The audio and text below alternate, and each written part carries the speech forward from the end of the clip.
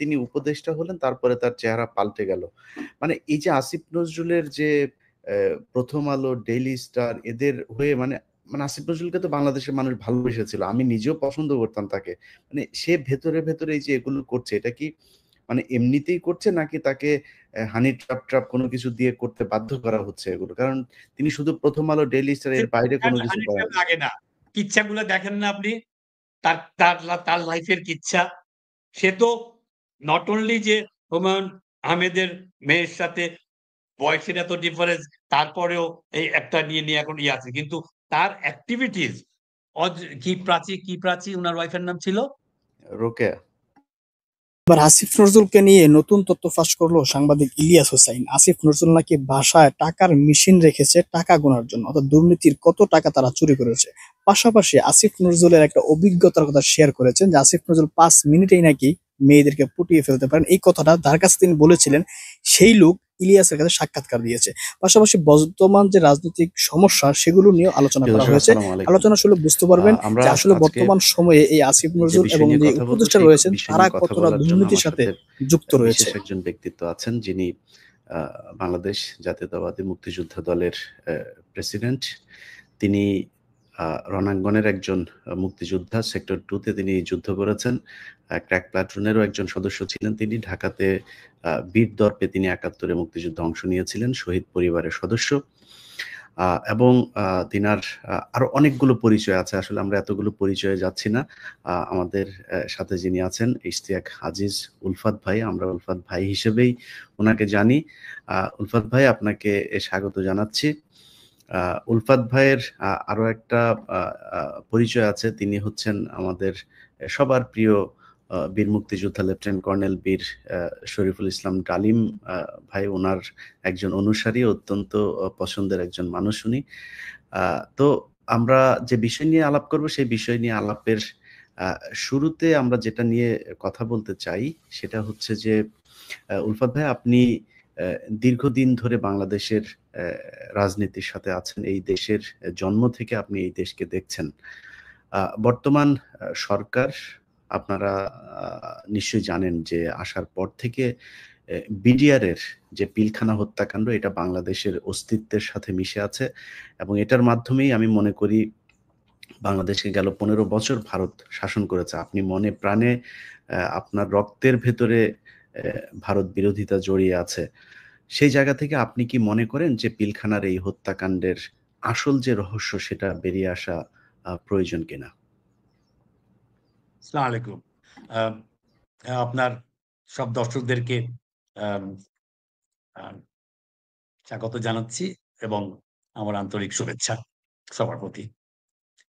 আপনি যে প্রশ্নটা করেছেন, আ এটা অবশ্যই এটা অ্যাড্রেস করতে হবে। অ্যাড্রেস করতে হবে ভেরি সিরিয়াসলি। তার কারণ আমরা স্বাধীনতা অর্জন করেছিলাম কোট আনকোট ৭১ এর ১৬ই ডিসেম্বর। কিন্তু ১৬ই ডিসেম্বরের থেকেই বাংলাদেশের বিরুদ্ধে যেই কার্যক্রম ভারত চালিয়েছে, ওটা প্রমাণ হয়ে গেছে ওই রেস কোর্সের সারেন্ডার সেরিমনির থেকেই। খুব চালাকি করে ইন্ডিয়া আমাদের সর্বাধিনায়ক জেনারেল এমএজি ওসমানীকে একটা হেলিকপ্টারে উঠিয়ে পাঠিয়ে দিয়েছিলেন সিলেটের দিকে। এবং সেই হেলিকপ্টারে ছিল ডক্টর জাফরুল্লাহ চৌধুরী। আর ছিল শেখ কামাল। তো they had planned to shoot it down.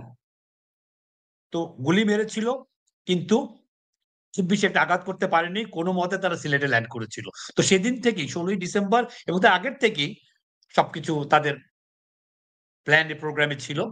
কিন্তু ১৬ই ডিসেম্বর এটা এক্সপোজড হয়ে গেল সবার কাছে যে তারা আমাদেরকে কবজায় নেবে এবং তারা আমাদেরকে আ তাদের সাবজেক্ট হিসেবে not as friends, not as an independent country তারা একটা তাদের কন্ট্রোলের মধ্যে রাখবে। তো এই যে বিডিআর কিলিংটা ঘটলো, শেখ হাসিনা এবং আওয়ামী লীগ ক্ষমতায় আসার ৩ মাসের মধ্যে। আমি একটু এর আগে যাব। আমি কলকাতায় ছিলাম ২৮ ২০০৮ এ। আমি যে হোটেলে ছিলাম সেই হোটেলে একটা ফোন কল আসে এবং বলে যে আমার কাছে কিছু লোকজন দেখা করতে এসছে। তা আমি একটু অবাকই হলাম। বুঝছিলাম কারা এরা? বলে সরকারের পক্ষ থেকে। তা আমি আরো অবাক হলাম। তো বললাম যে, "আমি তো ভাই সরকারের লোকও না। আর আমি তো সরকারের সাথে আমার কোনো কাজও নেই।" বলে কি, "না, আপনি একটু নিচতলায় আসেন।" তো আমি রিসেপশনে গেলাম। গিয়ে ওদের সাথে বসলাম। দেখলাম ৫ জন লোক। তো ওর সাথে, সাথে উনারা সবাই পরিচয় দিলেন। They were at that time working for RAW. তা আমাকে বললেন যে, "অ্যা মানে সরকার মানে আপনি বাংলাদেশ সরকার উলফাত ভাই নাকি ভারত সরকারের লোক? না কলকাতায় ভারত সরকারের। আচ্ছা। একজন এয়ারফোর্সের, ২ জন পুলিশের আর ২ জন গভর্নমেন্টের। হ্যাঁ? আমলা। তো এই ৫ জন আমাকে বসিয়ে কথা বলতে শুরু করল। যে আমাকে বলল যে, "আপনি ওরকম ইশতিয়াক জুলফাত, আপনি একটা মুক্তিযুদ্ধ সংগঠনের চেয়ারম্যান। আপনি আম আপনার সাহায্য আমরা চাই। আবার আপনাকে আমরা সাহায্য করতে চাই।" তো আমি বললাম যে, "কি ব্যাপারে ভাই? আমি তো কিছু বুঝতে পারতেছি না।" তখন তারা বলল যে, "দে রিপ্রেজেন্ট র।" আমি একটু ধাক্কাই খেলাম আমি। আমাকে ইয়ে করবে কেন? তো বলল যে, "এবার সরকার আমরা বাংলাদেশকে সাহায্য করব শেখ হাসিনাকে ক্ষমতায় আনতে। তো আপনি তো কোলাবরেটরদের বিচার চান ৭১ এর। যদি তাই চান, একজন মুক্তিযোদ্ধা হয়ে থাকেন, একজন শহীদ আপনার ভাই, যার সাথে আমরাও যুদ্ধ করেছি আ ৭১ এ। তো তাহলে আপনি আমাদেরকে সাহায্য করেন।" তাহলে আমার মতন একটা লোক কিভাবে সাহায্য করবে? বলে যে, "না, আপনি করতে পারবেন। আমরা বুঝিয়ে দেব। আমরা আপনাকে একটা সংগঠন করব, সেক্টর কমান্ডার্স ফোরাম নামে। সেটার আপনি সেক্রেটারি জেনারেল হবেন। আপনার সাথে একজন আমরা সেক্টর কমান্ডার দিয়ে দেব। আর আপনাকে আপনার অ্যাকাউন্টে ২০ কোটি টাকা দিয়ে দেব এবং আপনার যা লজিস্টিক্স সাহায্য লাগবে, আমরা আপনাকে সবকিছু দিয়ে সাহায্য করব। এবং আপনি আমরা আওয়ামী লীগ ক্ষমতায় আসার পর আপনি এমপি হতে চান, আ মন্ত্রী হতে চান, অ্যাম্বাসেডর হতে চান, আমাদের কোটায় আপনি এই সমস্ত যা খুশি আপনি হতে পারবেন।" আমি মনে, মনে চিন্তা করলাম, আমার ভাই শহীদ আশফাক হোসেন আমার বীরুত্তম। সে ২২-২৩ বছর বয়সে মাথার মধ্যে একটা মেশিন গানের বুলেট নিয়ে সে পড়েছিল আ নদীর পাড়ে পাকিস্তান আর্মির বিরুদ্ধে যুদ্ধে। আমার বাবাকে আমার জন্য উঠিয়ে নিয়ে গিয়ে অমানসিক টর্চার করেছে পাকিস্তান আর্মি, অমানসিক। তো আমার বাবার সেই টর্চারের কষ্ট আর আমার ভাইয়ের রক্ত, আমার অর্জিত স্বাধীনতা, আমার স্বাধীন দেশ। আর আমি তাদের কাছ থেকে, তাদের কৃপায়, তাদের কোটায় আমি মন্ত্রী মিনিস্টার হব। তো যাই হোক, আমার এটার থেকে বেরোতে হবে। আমি তাদের কাছে বললাম যে, "আমি এখন কথা দিতে পারছি না। আমার সাথীদের সাথে কথা বলতে হবে। তো আমি সামনের মাসে আপনাদের সাথে কথা বলব। I just want to get out of that thing." তো এনিওয়ে বলল যে, "ঠিক আছে, তাহলে আপনার সাথে যে আমার কথা হয়েছে, আমরা একজনকে দিল্লি থেকে আনবো। আপনি কবে ফেরত যাবেন?" তো আমি যাচ্ছিলাম তখন আ বম্বেতে। একজন আমার খুব কাছের মানুষ আজকে যে নেই, হ্যাঁ? তার চিকিৎসার জন্য। তো আমি বললাম যে, "আমি ১৫ তারিখে ফিরবো। ১৬ তারিখে এখান থেকে আমি দেশে ফেরত যাবো।" তো আমি এই বলল, "আমাদের কাছে সাহায্য নেন, টাকা-পয়সা নেন, এমনি ধরুন।" আমি বললাম, "আমার কিচ্ছু দরকার নেই। আমার গরিবি হালে আমার ৩ টা বাচ্চা নিয়ে আমি যাচ্ছি। আমি তাজমহল যাবো, আমি আম আজমের শরীফ যাবো।" বলে কি, "এখানে সব জায়গায় আমাদের বাংলো আছে, আমাদের আ গাড়ি আছে, আপনি আমাদেরকে নেন।" আমি বললাম, "না, আমি কিচ্ছু নেব না এখন। তো আমি এর পরবর্তীতে আপনার কাছ থেকে সবকিছু নেব।" তো আমি ১৬ তারিখে আমার ফেরত আসার কথা। আমি হোটেলে গিয়ে বললাম যে, "আমি ১ দিন আগে ফেরত যাবো।" ফিরে এসে, "আমি ১ দিন আগে ফেরত যাবো। তো টাকা-পয়সা সব জানি ক্লিয়ার করে।" তো ওরা ইনফরমেশনটা দিয়ে দিয়েছে এদেরকে যে উনি একদিন আগে চলে যাচ্ছেন। আমার কাছে ফোন কল আসলো। তখন আমি নিউ মার্কেটে হাঁটাহাঁটি করছি। আ সবাইকে নিয়ে, পরিবারকে নিয়ে, বাচ্চা-কাচ্চা নিয়ে। তো বলল যে, "আপনি আ একটু আপনার হোটেলে আসেন। একটু কথা আছে আপনার সাথে।" তো আমি ওদেরকে বললাম যে, "তোমরা উইন্ডো শপিং করতে থাকো আর আমি গিয়ে একটু আসি।" নিউ মার্কেটে একটা হোটেলে ছিলাম আমরা। তো গেলাম। যাওয়ার পর উনি বললেন যে, "আপনি তো আমাদেরকে বলেন নাই আপনি কালকে চলে যাচ্ছেন। হ্যাঁ? তো এনিওয়ে আমাদের উনি দিল্লি থেকে আসছেন। আপনি একটু কথা বলেন উনার সাথে।" আ তো আমি কথা-টথা বললাম যে, "আমি কবে আসবো?" উনি জিজ্ঞেস "আমি আসবো না, উনারা আসবেন।" তা আমি বললাম যে, "ভাই রয়াল লোকজনের নিয়ে কোথায় ঢাকায় বসবো আমি? আর তাছাড়া আমার তো আসার ইচ্ছা নাই। আমার তো এটা কিছু করার ইচ্ছা নাই।" আমি সব ওদের সাথে কথাবার্তা বলে আমি তারপরের দিন আমি চলে আসলাম। আমি তারপরে ৩-৪ মাস আমি কোনো ফোন ধরি না। অচেনা ফোন তো ধরি না। আর ইন্ডিয়ার ফোন তো ধরি না এবং বিদেশি ফোনও আমি ধরি না। এর ঠিক ১ বছরের মতন পরে অলরেডি আওয়ামী লীগ ক্ষমতায়, শেখ হাসিনা ক্ষমতায়। আমি বসে আছি। তো ফোন আসলো। বিদেশি ফোন দেখে আমি ধরে ফেললাম তাড়াতাড়ি। প্রায় বছরখানেক পর। ২৬শে ফেব্রুয়ারি ২০০৯ বিডিআর কিলিং হয়েছে ২৫শে ফেব্রুয়ারি। ফোন করে ধরছি পরেই বলে কি যে, "ভাই আমি অমুক, দাদা আমি অমুক। আমি আপনাকে লন্ডন থেকে ফোন করছি।" আমি বললাম, "আপনি লন্ডনে কেমন করে? কোথায়?" বলে যে, "আমাকে প্রাইস পোস্টিং দেয়া হয়েছে শেখ হাসিনাকে এবং আওয়ামী লীগকে ক্ষমতায় আনবার জন্য। আপনি যদি আমাদের সাথে থাকতেন, তাহলে তো আপনি এখন কত পাওয়ারফুল লোক থাকতেন বাংলাদেশে।" আমি ভাই কপালে ছিল না আমার এখন কি করব আমি? হয়নি। বলে যে, "না আমি সেইজন্য ফোন করি নাই। তো আপনি একটু একটা ইনফরমেশন আমাদেরকে দিতে হবে। আ এই যে বিডিআর কিলিং হলো কালকে, আ এটা সম্বন্ধে আপনার একটু ইনফরমেশন নেন। সবাই যে আমাদেরকে দোষ দিচ্ছে যে এটা নাকি ভারত করিয়েছে।" ঠিক ২৪ ঘন্টা পার হয়নি। সে আমার কাছে বলছে যে এটা তারা খবর পেয়েছে যে ভারত করিয়েছে। তা আমি বললাম যে, "আমি কেমন করে আপনাদেরকে খবর দেব? আমি ইন্টেলিজেন্স লোকও না, আমি আর্মির লোকও না।" বলে কি, "না ভাই আপনি পারবেন ইচ্ছা করলেই আপনি একটু করেন, আমি কালকে আপনাকে আবার ফোন করব।" বলে বিদায় নিল।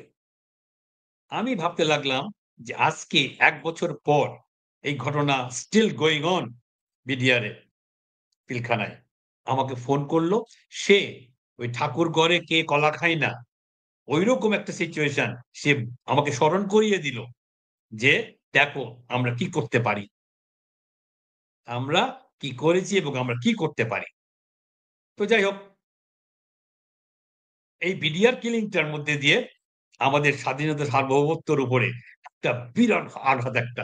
বিকজ ওরা খুব meticulously প্ল্যান করে এই বিডিআর কিলিংটা করিয়েছে। কারণ তারা দেখেছে যে একটা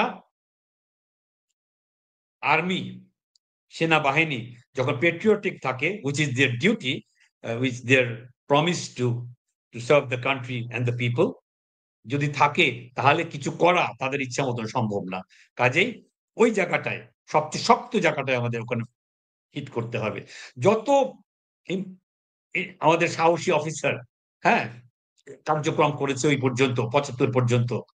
ওদের সবাইকে এ এ না এটা অ অ ওই ২০৭১ এর পর থেকে ২০০৯ পর্যন্ত।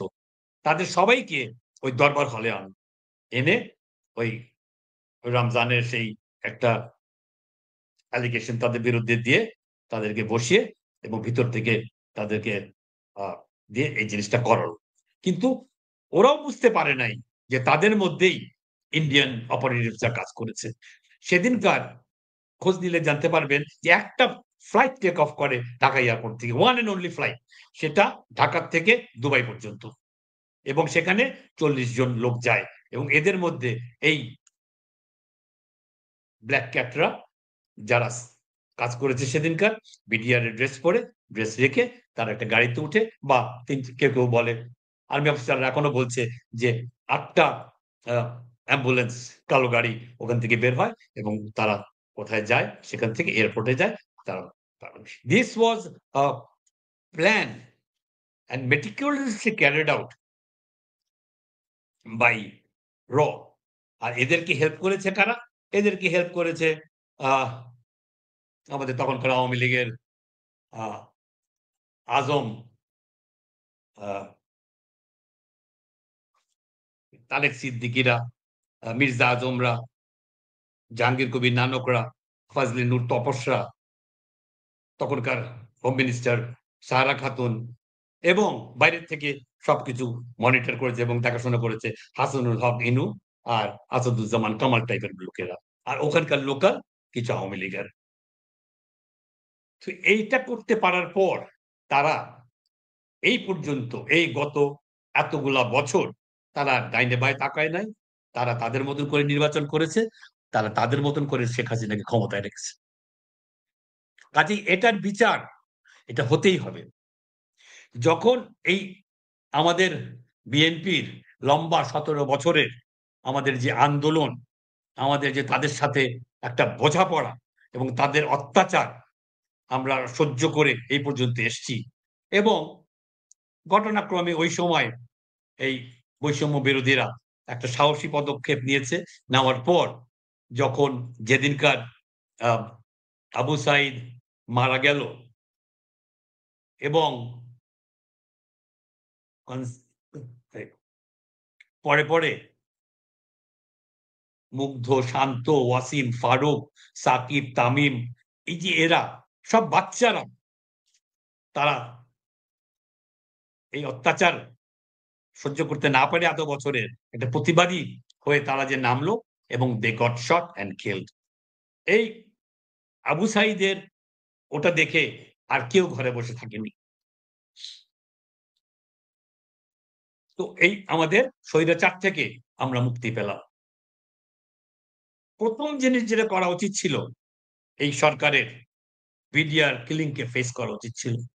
আমি 2005-এ 5ই জুলাই না 5ই অগস্ট জিনিসটা হলো, আমি 8-10 তারিখের দিকে আমি খোঁজ করতে লাগলাম আসিফ নজরুল সাহেবকে। আমি তার বাসায় গেলাম। সে কয়েকদিন পর প্রফেসরকে নিয়ে ভিতরে কথা বলছিল, আমরা বারান্দায় ছিলাম। আমি আমার সাথে মেজর মিজানকে নিয়ে গেলাম, রিটায়ার্ড একজন officer, and he has all the papers and all the documentation, and he has more knowledge than anybody else about BDR, a lot of people about BDR killing. আমরা দুজনে খুব উৎসাহ নিয়ে আমরা গেলাম। তো আমরা জিজ্ঞাসা করলাম, বলে যে হ্যাঁ ঠিক আছে দুর্গা ভাই আপনি এসছেন। আমি তার সাথে 20-25 বছর ধরে কাজ করি আসিফ নজরুল সাহেবের সাথে।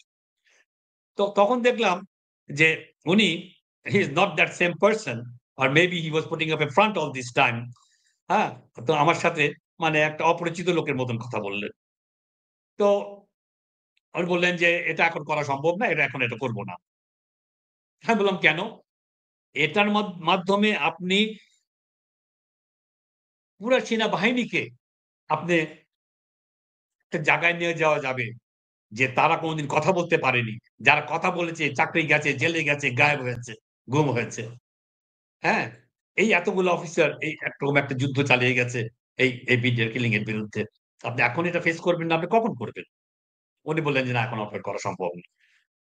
আমি তখন বুঝতে পারলাম যে এই প্রেজেন্ট আর্মি ইন পাওয়ার, এই জেনারেল ওয়াকাররা এখন এটা চাচ্ছেন। কারণ তাহলে তারা তো আসিফ নজরুলকে আপনি জিজ্ঞেস করেন নাই যে এটা কি আপনারই মতামত নাকি মানে এটা সরকারের পলিসি, কি কারণে করবেন না, এরকম কোনো প্রশ্ন আমি করেছিলেন? যখন এটা নিয়ে অ্যাগ্রেসিভ হতে লাগলাম, হ্যাঁ, উনি আমাকে কাট শর্ট করে দিলেন। ওরে বললেন যে ভাই আমার টাইম আছে, ইয়ে হয়েছে, আমার এক জায়গায় যেতে হবে। আমি রেডি হয়ে এখন আমি যাবো ওখানে। আমি এখন থাকতে পারছি না আপনার সাথে আর। হ্যাঁ, বললাম যে আপনি একটা দাঁড়িয়ে কথা বললেন আমাদের সাথে। হ্যাঁ, আর সিঁড়ি দিয়ে উঠে যাচ্ছেন। আর এই জিনিসটা আপনারা অ্যাড্রেস করবেন না? আমি তো এই যে মেজর সাহেবকে নিয়ে এসেছি, 2 মিনিট আপনার সাথে কথা বলবে। বলে কি না এই ব্যাপারে আমি কোনো কথা বলতে পারব না। He completely refused to তার address the মানে matter. এখন যেই বিষয়টা হচ্ছে, এই বিষয়টা মানে এই যে বারবার জামিনের শুনানি হবে, তাদেরকে এই দিন শুনানি করবে, ওই দিন শুনানি করবে, কালকে জামিন হবে, পরশু জামিন হবে, এভাবেই যে 9 মাস ধরে প্রায় 7 বার তারা তারিখ পেছালো। তারিখের দিন এসে তারপরে জাজ সাহেব বলেন যে না আজকে অসুস্থ, কালকে ওনার পাতলা পায়খানা, পরশুদিন বউয়ের সমস্যা, একেক দিন একেক কথাবার্তা বলেন। তার মানে এগুলো কি তাহলে মানে আসিফ নজরুলদের পূর্ব পরিকল্পিতই ছিল? আমার এখন মনে হয় পুরোপুরি সাজানো নাটক। পুরোপুরি সাজানো নাটক। বিকজ আমি যখন জেলে ছিলাম তখন আমি প্রায় বিডিআর এই জওয়ানদের সাথে, হ্যাঁ, কথা বলেছি আমি। ইয়াং বাচ্চা লোকজন সমস্ত, হ্যাঁ, তারা বুঝতেও পারেনি, তাদেরকে একদিকে ধাবি নিয়ে গেছে একটা ইয়ে ক্রিয়েট করে নিয়ে গেছে। যাওয়ার পর তা বলে কি যে আমরা কাউকে মারিও নাই, আমরা কোনো গুলিও করি নাই। হ্যাঁ, হয়তো 2-1 জন আকাশে গুলি ছুড়েছে। হ্যাঁ, আজ আমরা এখন বছরের পর বছর, আর কি যে কষ্ট, হাত হ্যান্ডকাফ করা, পায়ে বেড়ি লাগানো। হ্যাঁ, 100-150 কে যশোর থেকে নিয়ে এসছে, হ্যাঁ, ওই সৈয়দপুর থেকে নিয়ে এসছে, চিটাগং থেকে নিয়ে এসছে হাজিরা দেওয়ার জন্য। কি যে কষ্ট লাগে। And all of these are just innocent people. They're victims of a big and very meticulously planned conspiracy. জি, ইশাক ভাই এখনো আমরা সেটা আমরা এখনো ধরেন সেটা নিয়ে চলছে through this Asif Nazrul and others, because Asif Nazrul সাহেব উনার আবির্ভাবটা কেমন করে, উনি সিনে আসলেন কেমন করে। আচ্ছা, থেকে বহু বছর আগে ওই জাহানারা ইমাম, শহীদ মাতা রুমির মা, আমাদের সাথে যোদ্ধা ছিল। রুমি ওই ওই যে ঘাতক দল নির্মূল কমিটির উনি একজন হলেন 26 জনের 26 জনের একজন। সেই সময় উনি প্রেস কভারেজ করলেন, সুন্দর করে গুছিয়ে কথা বলতে পারেন। তারপরে উনি হঠাৎ করে যখন জাহানারা ইমাম মারা গেলেন, ঘাতক দল চলে গেল বার্নারে, উনি ডক্টর জাফরুল্লাহর উপরে পড়লেন। ডক্টর জাফরুল্লাহকে মানুষ ভালোবাসে, দেশের মানুষ ভালোবাসে, হ্যাঁ, মিডিয়া অত্যন্ত ভালোবাসে, কারণ এখানে ওনার উপরে উনি ভর করলেন, ভর করে চলতে থাকলেন। এই তখনই আমাদের সাথে ঘনিষ্ঠতা বেশি। তারপরে হঠাৎ উনি লাভ দিয়ে প্রফেসর ইউনূসের উপরে এখন এমন এক জায়গায় বসে আছেন এবং কল কাঠি ধরছেন ওনারা 4 জন মিলে। হ্যাঁ, তো ওনারা সবকিছুই ডিসাইড করেন, কার বিচার হবে, কোথায় বিচার হবে, কখন বিচার হবে, কখন নির্বাচন হবে, এটসেট্রা এটসেট্রা। কাজেই আমরা একটা যে খুব ভালো জায়গায় আছি, বিকজ অফ ডক্টর ইউনূস আমরা অনেক বড় একটা প্রবলেম থেকে আমরা বের হয়ে গেছি, কারণ ভারত আমাদেরকে দিত না হলে। তাদের সবসময় প্রবলেম ছিল ডক্টর ইউনূসকে নিয়ে। এখন সেটা পার হয়ে গেছি। এখন কিন্তু এই আসিফ নজরুল সাহেবের মতো লোকেরা এখনো সেখানে বিচরণ করছে এবং তারা অনেক কিছুর, আপনি বলছেন যে বিডিআর কিলিং এর কেসের হবে না, আমাদের বিরুদ্ধে যে কেসগুলা, আমি তখন আমেরিকায় গেছি, আমি আমেরিকা থাকা অবস্থায় 8-10টা কেস আমার বিরুদ্ধে, আমি নাকি ঢাকায় পুলিশের আমি ককটেল মেরেছি আমি। তো এই যে সমস্ত কেসগুলি আজকে 8 মাস হয়ে গেল, আমাদের কেন এখনো গিয়ে হাজিরা দিতে হয়? কেন এই যে কয়েক লক্ষ কেস, বোধহয় 55 লক্ষ কেস না ওরকম কেস, এগুলি বিএনপি লোকেদের বিরুদ্ধে, সেগুলা কেন উইথড্র করা হচ্ছে না? কেন বিডিআর এটা ফেস করা হবে না? ঠিক আছে, একটা বিচার হতে টাইম লাগে, সময় লাগে, আপনি এদেরকে কেন আপনি জেলে রাখবেন? কেন আপনি বেল দিবেন না? আপনারা জানেন যেটা big it's a part of a very big conspiracy against the independence and sovereignty of Bangladesh. আপনি কেন যে জায়গায় বসে আছেন আইনমন্ত্রী হিসেবে, আপনি কেন দেবেন না? আপনি এখনকার আইনমন্ত্রীর চেহারা দেখেন না, কি অবস্থা তার, এই আনিসুল হকের? কি দাবরানি তার, কি পাওয়ার তার, কি ক্ষমতা তার! সে টাকা বানাতে তার বাসায় আপনার আত্মীয় আপনি তুললেন বলে আমি এটা করলাম। আমার ফুফাতো ভাই, আমি ওর বড় মামার ছেলে, ও আমার ছোট ফুফুর ছেলে। আমি যখন মাঝে মাঝে আমাদের বিএনপির হয়তো কে হাজির করবে, হয়তো করবে, আমার কাছে রিকোয়েস্ট এসছে, আমি গিয়ে বলেছি, ভাই কালকে ওনাকে হাজির করবে, ওনার বেলটা দিয়ে দিও। যখন ওর বাসায় গিয়েছি তখন দেখেছি আমি ওনার বাসায় রাত্রে 11টা-12টার সময় আমি দেখেছি চিফ জাস্টিস, আইজি, র্যাবের চিফ, আইজি, ডিআইজি, পুলিশের বিশাল পাওয়ারফুল, ভীষণ পাওয়ারফুল। এবং এই কোভিডের সময় উনি যখন কোর্ট সবকিছু বন্ধ, উনি উনার বাসায় উনি কোর্ট বসাতেন এবং জাজ আসতো, কনভিক্টকে আনা হতো এবং টাকা পয়সার রফা দফা হয়ে গেলে তার বেল ওখান থেকে হয়ে যেত। এবং সে এত টাকা কামাতো যে তার বাসায় টাকা গোনার মেশিন বসিয়েছিল। ধরেন আপনাকে আমি বেল দিয়ে দেবো, আপনার বড়লোক মানুষ, আপনি বিজনেসম্যান, আপনি ফেসে ফাঁসিয়ে দেওয়া হয়েছে, আপনি 1 কোটি টাকা আপনি বললেন যে ভাই আমি এখন একটু বেল নিয়ে বাইরে যাই, বাইরে গিয়ে ভাই বিদেশ চলে যাবো, এখন একটু থাকবো না, আমি 1 কোটি টাকাই দেবো। 1 কোটি টাকা কে গুনবে সারা রাত বসে? মেশিন বসিয়েছেন, টাকা গোনার মেশিন। তারপরে সে became the blue eyed boy of Sheikh Hasina. How? দুদকের সে অ্যাডভাইজার হলো মেজর ডালিমদের কিলিং এর, শেখ মুজিবুর রহমান কিলিং এর, এই ডালিম ভাইদের বিরুদ্ধে এই কেসের সে কর্ণধার হলো। তারপরে বিডিআর কিলিং, এই সমস্ত করে he became the blue I'd boy of Sheikh Hasina. তো দেখলো যে এত টাকা আমি রাখবো কোথায়, আমার একটা ব্যাংক দরকার। সে একটা ব্যাংকও নিল আমার ফুপুর নামে, চেয়ারপারসন কে ব্যাংকের? জানারা বেগম, আমার ফুফু। সে মারা গেল পরে তার গার্লফ্রেন্ড তৌফিকা করিম এখন টাকা পয়সা সবকিছু নিয়ে ভেঙে গেছে কানাডায়। ওকে? করল। তো এখন দেখেন না তার হাতে পিছনে ইয়ে দিয়ে টেনে, টেনে নিয়ে যায়, নিয়ে আসে। আসিফ নজরুল সাহেব, আপনি এই ক্ষমতার থেকে যাওয়ার পর বিএনপি তো ক্ষমতায় আসবে কতদিন পরে, আজ হোক কাল হোক আপনি ইলেকশন দিতে হবে, নির্বাচন দিতে হবে। আর নির্বাচন আওয়ামী লীগের মতন একটা দলের সাথে পাঞ্জা লড়ে, হ্যাঁ, 15-16 বছর রাস্তায় ছিল বিএনপি। আর এখন আওয়ামী লীগ মাঠে নাই। আর আওয়ামী লীগ আগামী 100 বছরে আসতে পারবে না। এই বিডিআর কিলিং থেকে আরম্ভ করে, এই ইলিয়াস আলীর গুম থেকে আরম্ভ করে, চৌধুরী আলমের গুম থেকে আরম্ভ করে, এই বাচ্চাদেরকে, এই মুগ্ধ, এই শান্ত আর আবু সাইদদের মার্ডার, হ্যাঁ, দেখেন কিরকম আওয়ামী লীগাররা কত খারাপ এরা হতে পারে। আমি এই 8 মাসে একজনও কেউ কোনোদিন অনুশোচনা করলো না, নো রিমোর্স যে আমরা এদেরকে মেরেছি। আর ওরা অনেকে তো বলে বলে ও তো ওরা বলে ক্ষমতায় ওরা চলে এখন আসবে। বলে কেউ নাকি মারাই জানে, এগুলো সব নাটক। হ্যাঁ, সব নাটক। মারা যায় নাই। 100 বছর আসতে পারবে না।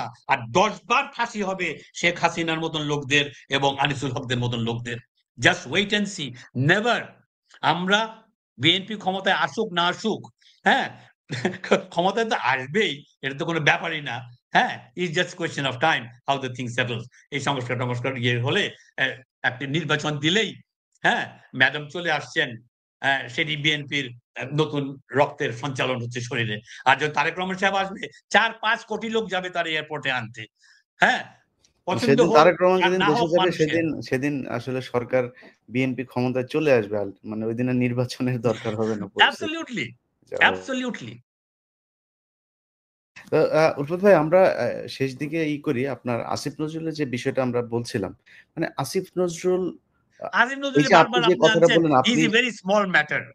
আমরা হ্যাঁ, এত ইম্পর্টেন্স আপনি দিয়ে না, তার এত ইম্পর্টেন্স পাওয়ার মতন তার ইয়ে নাই। না কিন্তু আপনি নিজেও বললেন যে তার সাথে আপনার দীর্ঘদিনের সম্পর্ক। আপনি যখন তিনি উপদেষ্টা হলেন তারপরে তার চেহারা পাল্টে গেল।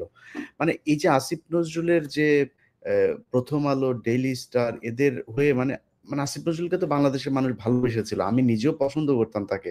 মানে সে ভেতরে, ভেতরে এই যে এগুলো করছে, এটা কি মানে এমনিতেই করছে নাকি তাকে হানি ট্র্যাপ কোনো কিছু দিয়ে করতে বাধ্য করা হচ্ছে এগুলো? কারণ তিনি শুধু প্রথম আলো, ডেইলি স্টার এর বাইরে কোনো কিছু হানি করেন ট্র্যাপ না। লাগে না।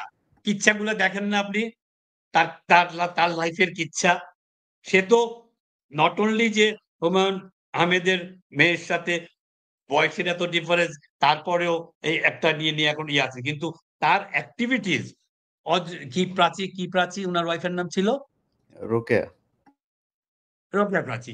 এইসব টাইপের অনেক রকম অ্যাক্টিভিটিস।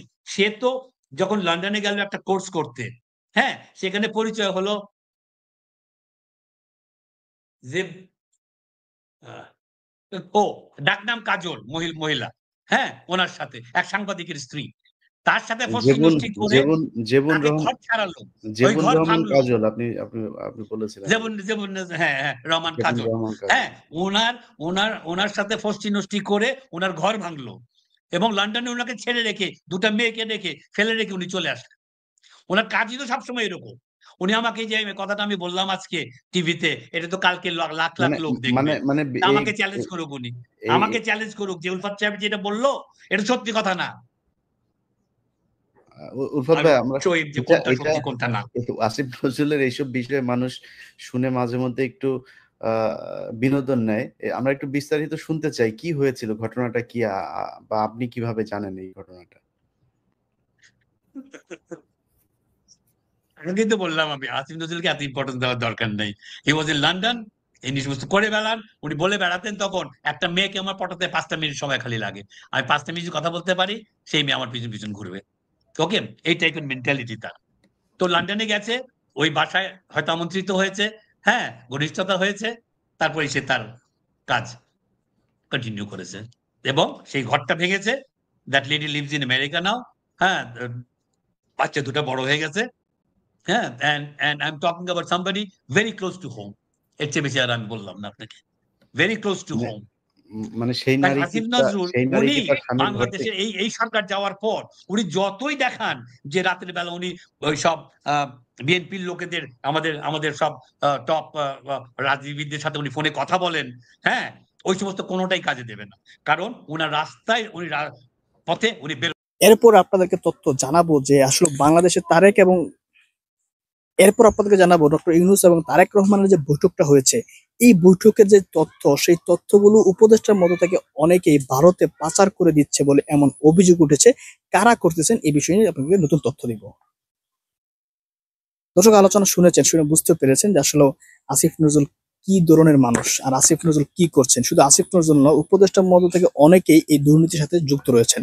আর আসিফ নজরুলের যে অভিজ্ঞতার কথা 5 মিনিটের, সেই অভিজ্ঞতার কথা কিন্তু সে তার কাছে নিজে বলেছে, সে নিজে এই ব্যক্তি বলেছে। তো আপনাদেরকে বলেছিলাম যে আপনাকে একটা জিনিস শেয়ার করবো যে ডক্টর ইউনূস এবং তারেক রহমানের যে বৈঠকটা হয়েছে, এই বৈঠকের তথ্যগুলো ভারতে পাচার করে দেওয়া হচ্ছে। আসলে পাচার করে দেওয়া হয়েছে বলে না, পাচার করে দেওয়া হয়েছে। ইতিমধ্যে হয়তো ভারত জেনে গিয়েছে গোপনে কি আলোচনা হয়েছিল, কারণ সেই বৈঠকে আমির খসরু মাহমুদ চৌধুরী উপস্থিত ছিল। আর অনেকে মনে করে আমির খসরুকে ভারতই সেখানে পাঠিয়েছে, আর আমির খসরু চৌধুরী ভারতেরই একজন এজেন্ট বলে অনেকেই ধারণা বা মন্তব্য করে। এজন্য তাকে ইমার্জেন্সি সেখানে কিন্তু লন্ডনে নিয়ে যাওয়া হয়েছে। এইটার কারণে অনেকে এগুলো মনে করতেছে যে গোপনে যে আলোচনাগুলো হয়েছে, সেই আলোচনাগুলো হয়তোবা ভারত জানে, আর সেখান থেকে ভারত কোনো পদক্ষেপ নিতে পারে।